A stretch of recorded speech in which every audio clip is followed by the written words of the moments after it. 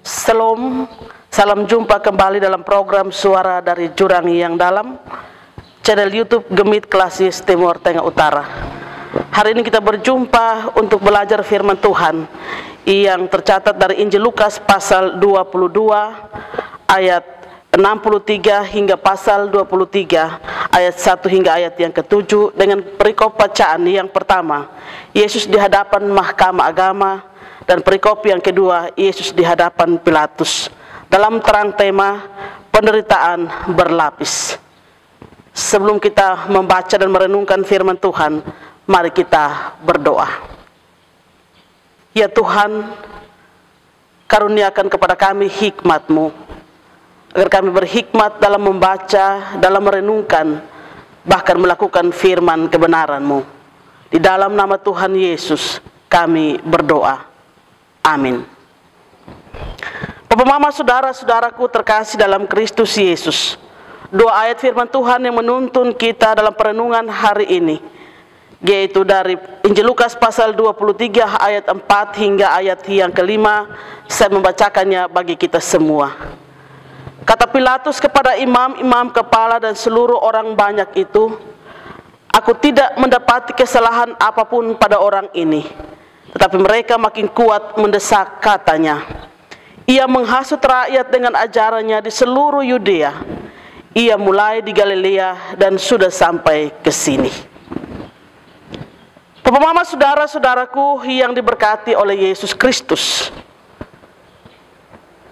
ketika mendengarkan tema khotbah saat ini, kira-kira apa yang ada dalam pikiran atau benak kita? Tentu kita membayangkan sebuah kehidupan yang sungguh-sungguh sangat sulit.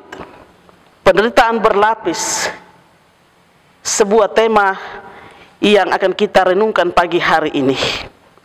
Ada pepatah yang mengatakan, sudah jatuh tertimpa tangga lagi. Artinya bahwa penderitaan itu berlapis, penderitaan itu beruntun seolah-olah tidak pernah ada akhirnya. Penderitaan itu, saudara-saudaraku, sendiri ada dalam dua bentuk, secara fisik maupun psikis atau batin. Dari dua penderitaan ini tidak ada satupun manusia yang secara normal memilih salah satu penderitaan, baik fisik maupun fisik.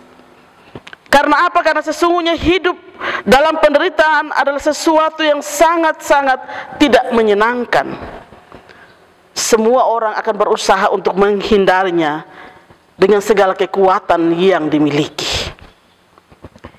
Yesus dalam bacaan kita hari ini mengalami penderitaan yang berlapis atau bertubi-tubi secara fisik maupun psikis.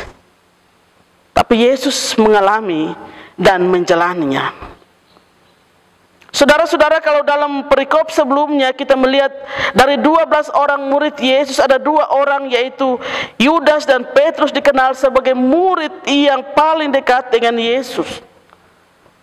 Bahkan kedua orang ini pernah memberikan pernyataan untuk tidak akan meninggalkan Yesus, akan tampil sebagai pembela Yesus.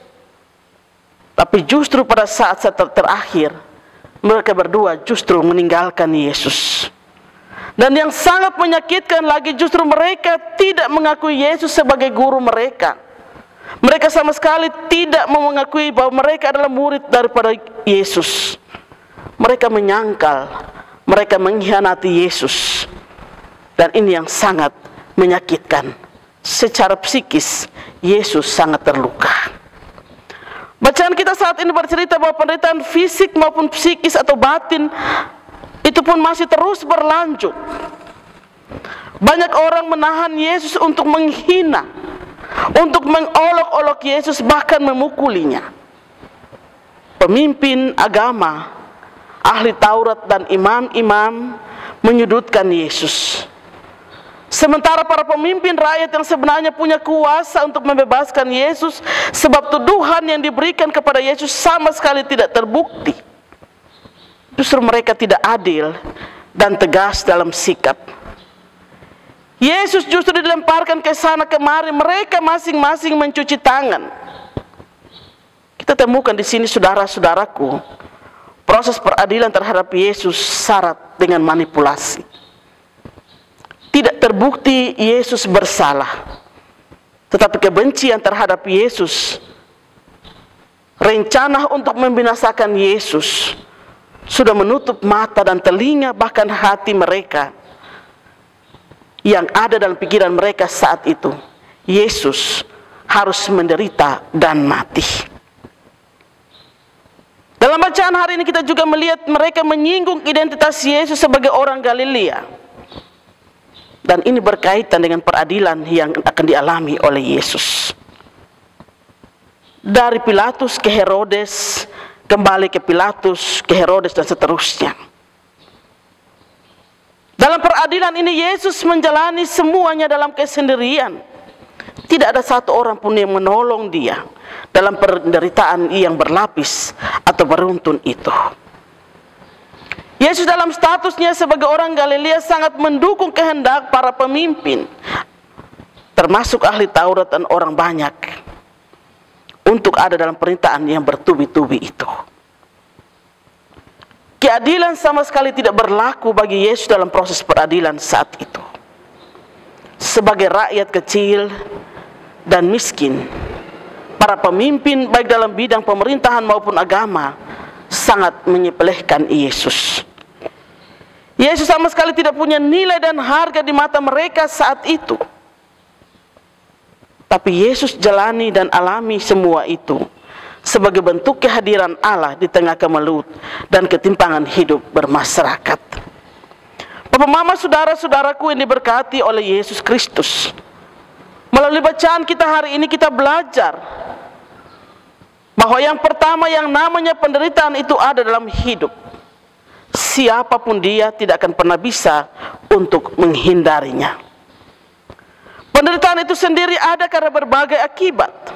Karena sakit, karena kesulitan ekonomi, kesulitan keuangan, mendapatkan pekerjaan, gagal membangun hubungan yang baik dalam keluarga dengan sesama. Tapi juga penderitaan yang ada sebagai akibat dari iman kita. Iman yang menuntut sikap hidup yang berbeda dari dunia atau lingkungan di mana kita hidup dan berkarya. Sikap hidup yang dituntut adalah sikap hidup yang benar, yang adil, yang jujur, dan yang baik. Di saat kita memperjuangkan ini semua, melakukan ini semua dalam waktu yang bersamaan, kita pun harus mengakui tentu akan menjadi musuh bagi orang lain. Ditolak, dibenci, dianggap tidak solider, dan seterusnya. Tidak bisa bekerja sama. Namun belajar dari Yesus, kita juga harus tabah, harus sabar, harus setia memegang teguh pada kebenaran, agar kita dapat memenangkan mereka yang tersesat. Yesus rela mempertaruhkan nyawanya demi mewujudkan kasih dan kebenaran Allah. Hal yang kedua, penderitaan yang dialami oleh Yesus merupakan korban dari rasa benci, rasa iri hati, rasa dengki, rasa tersaingi oleh orang-orang Yahudi, para pemimpin agama, dan ahli Taurat. Rasa iri, benci, dan dengki dan tidak suka terhadap orang lain atau sesama sesungguhnya adalah sebuah racun yang dapat membunuh diri kita maupun sesama. Dan karena itu perlu dibasmi atau dimatikan. Yang ketiga, dalam kebersamaan hidup banyak penderitaan yang terjadi oleh karena berbagai faktor ketidakadilan, bencana alam, sakit penyakit, ataupun dengan kata lain, di sekitar hidup kita ada begitu banyak orang yang menderita, baik fisik maupun psikis atau batin mereka. Belajar dari Yesus, kita terpanggil untuk melakukan sesuatu, menolong dan membebaskan mereka dari segala beban penderitaan hidup yang mereka alami. Dalam Minggu Sengsara yang ke-6 hari ini, kita dipanggil dan diingatkan oleh Yesus untuk sungguh-sungguh menghayati makna penderitaan Yesus yang telah dialami 2000 tahun yang lalu. Kita pun dipanggil untuk berkomitmen dalam hidup bersama mereka sebagai penolong yang membantu mereka, sekalipun untuk itu ada harga mahal yang mesti dibayar. Mungkin saja kita dibenci, kita diolok, kita dipermalukan, bahkan dimusuhi. Tapi bagi orang Kristen, Sebagai pengikut Kristus kita harus berbela rasa bersama-sama dengan mereka. Ini tugas kita. Ini tugas gereja di dalam dunia yang semakin hari semakin bergeser makna dan kehadirannya di dunia. Gereja harus mengambil bahagian dalam menemani dan terlibat bersama para penderita. Mereka akan menjadi kuat jikalau kita ada bersama-sama mereka. Jangan pernah menjadi penonton ataupun wasit agar mereka tidak merasa sendirian. Tapi mari belajar dari belah rasa yang Yesus ajarkan kepada kita dalam bacaan kita hari ini. Kita hidup dan ada bersama mereka. Ada begitu banyak kekuatan yang Tuhan beri buat kita untuk kita hadir di sana, menolong mereka, membebaskan mereka dari segala penderitaan yang mereka alami saat ini, supaya kemudian kita semua menjadi saluran berkat kasih Allah, melanjutkan karya-karya penyelamatan yang Allah buat 2000 tahun yang lalu. Tuhan Yesus menolong dan memberkati kita dengan firman-Nya. Amin.